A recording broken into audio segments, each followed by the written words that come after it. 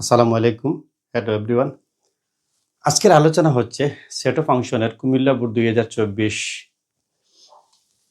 প্রশ্নের উদ্দীপক হচ্ছে আর ইকুয়াল টু এক্স ওয়াই ক্রমজোড় যেন এক্স এ সেটের উপাদান ওয়াই এ সেটের উপাদান। এর মানে বোঝা যাচ্ছে এ সেটের যে উপাদানগুলো আছে এ সেটের যে উপাদানগুলো আছে এগুলো এক্স এর মান ওয়াই এর মান। অন্যয়ের ক্ষেত্রে শর্ত হচ্ছে x minus y plus two equal to 0। এ সেটের উপাদান -1 থেকে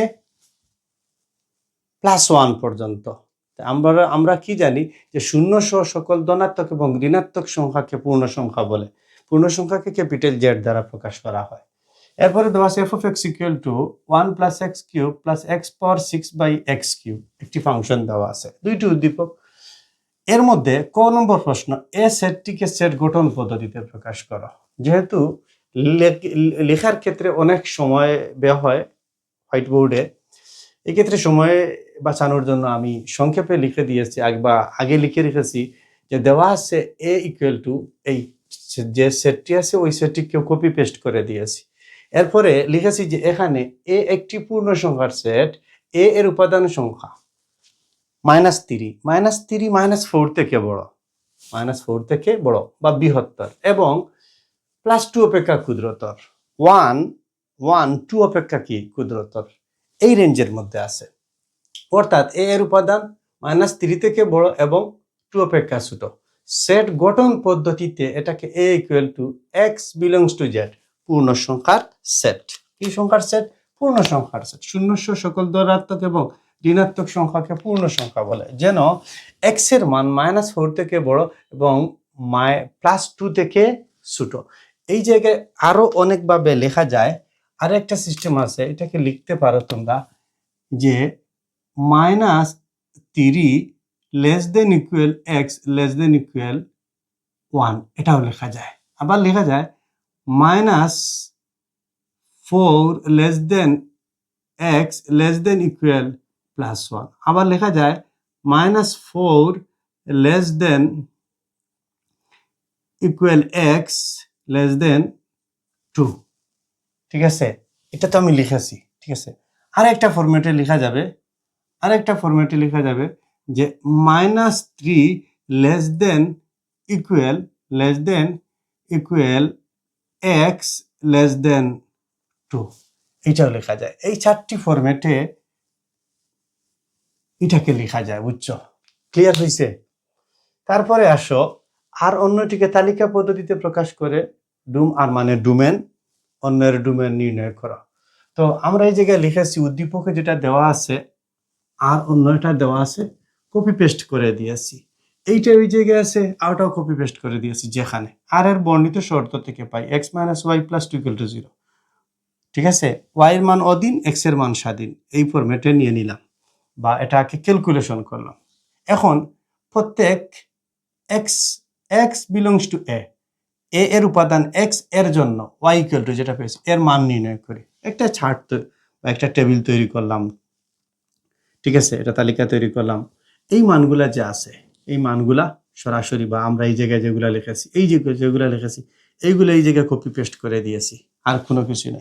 আবার এই জায়গায় দেখা যাচ্ছে x এর মান যখন -3 বসাবো, -3 থেকে +2 বিয়োগ করলে -1, আবার -2 এর সাথে +2 যোগ করলে 0, -1 থেকে +2 যোগ করলে +1, আবার 0 বসালে x এর মান 0 বসালে +2, x এর মান যখন 1 বসাবো তখন +3, 1 আর +2 যোগ করলে 3 হয়।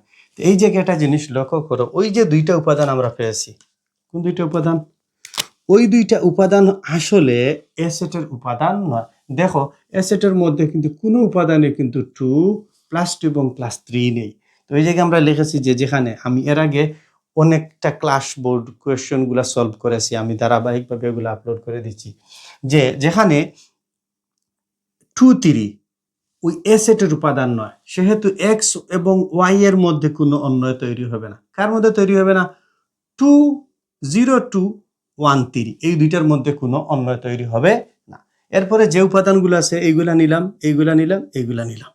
তিনটা নিছি। হ্যাঁ, এক্স এর প্রথম উপাদানকে ডোমেন বলে এবং এক্স ওয়াই এর এই অন্যয়ের প্রথম উপাদানকে ডোমেন বলে এবং অন্যয়ের দ্বিতীয় উপাদানকে রেঞ্জ বলে। আমাদেরকে ডোমেন বলে বলছে, আমরা ডোমেন লিখে দিয়েছি। এই উদ্দীপকটাকে যখন কপি পেস্ট করেছি হয়ে গেছে। আমার শর্তের মধ্যে বলেছে যে এক্স এর পরিবর্তে এক্স স্কোয়ার হবে, তা 1 এর জায়গায় 1, এক্স এর জায়গায় এক্স স্কোয়ার হবে, এক্স এর জায়গায় এক্স স্কোয়ার হবে, আর কোনো পরিবর্তন হবে না। এই এক্স এর জায়গায় এক্স স্কোয়ার হবে। তার পরবর্তীতে আমার কাজ কি? আসলে আমার কাজটা এই জায়গায় কি? এই জায়গায় কিউবের জায়গায় কিউব, 6 এর জায়গায় 6, কিউবের জায়গায় কিউব হয়ে গেল। তো আমরা শুধুমাত্র সূচকের সূত্র অনুসারে গুণ করব। এক্স এর জায়গায় মূলের জায়গায় মূল, 3 দুগুণা 6, ঠিক আছে। এক্স এর জায়গায় এক্স, 6 দুগুণা 12, এটাই হবে। এক্স এর জায়গায় এক্স, 3 দুগুণা 6। এটা বামপক্ষ হয়ে গেল, ঠিক আছে। এটা কি হয়ে গেল? বামপক্ষ হয়ে গেল। তো এই জায়গায় লিখতে পারো, আমি লিখেছিলাম বামপক্ষ সমান, ঠিক আছে। এখন লিখো তোমরা ডান পক্ষ। বুঝতে পারছো? বলো আমাকে। তো ডান পক্ষ লিখে এফ অফ এক্স ইনভার্স লিখো। ওকে, এই জায়গায় 1 এর জায়গায় 1 যেটা আছে এটাই হবে। এক্স এর জায়গায় এক্স, এক্স ইনভার্স 2, তার উপরে কিউব। ওকে, এক্স এর জায়গায় এক্স ইনভার্স, তার উপরে 6, এক্স এর জায়গায় এক্স ইনভার্স 2, তার উপরে কিউব। ক্লিয়ার হয়েছে? এরপরের লাইন লিখো 1 এর জায়গায় 1, ওই এক্স ইনভার্সটাকে, এই এক্স ইনভার্স 2 কে লেখা যায় 1/x স্কয়ার, তার উপরে কিউব। এক্স ইনভার্সটাকে লেখা যায় 1/x স্কয়ার, তার উপরে 6 হোল পাওয়ার 6। এটাকে লেখা যায় x 1/x স্কয়ার, তার উপরে কিউব। হয়ে গেল। 1 এর জায়গায় 1 হবে, ওই ওটার উপরে 1 কে কিউব করলে 1ই হবে। x এর জায়গায় x, 3 দুগুণা 6, a/b হোল পাওয়ার n, এই সূত্র। তারপরে 1 হবে, x হবে, 6 দুগুণা 12 হবে। ওকে, 1/x, 3 দুগুণা 6। ওকে, তারপরে যাও, ওই ভগ্নাংশের মধ্যে যে 3টা ভগ্নাংশ আছে, ওই ভগ্নাংশের লবের মধ্যে যে 3টা ভগ্নাংশ আছে তার লসাগু নিতে হবে। তা সর্বপ্রথম নিতে হবে যে সর্বোচ্চতা যার ঘাত আছে সে x পাওয়ার 12 প্লাস x পাওয়ার 12 কে x পাওয়ার 6 দ্বারা ভাগ করলে, x পাওয়ার 12 কে x পাওয়ার 6 দ্বারা ভাগ করো, দুইটি মূল থেকে একটি মূল আসবে, 12 মাইনাস 6 x পাওয়ার 6, x পাওয়ার 6, x পাওয়ার 12 কে ভাগ x পাওয়ার 12 কত আসবে? 1 আসবে। এই 1টা হয়ে গেল। এটা যেভাবে আছে এইভাবে থাকবে। ভগ্নাংশের লবকে আমরা সাজিয়ে লিখি 1 প্লাস x পাওয়ার 6, x পাওয়ার 12, আর নিচে আছে x পাওয়ার 12। ওই যে সংখ্যা যেটা আছে, হর যেটা আছে, ওইটা যখন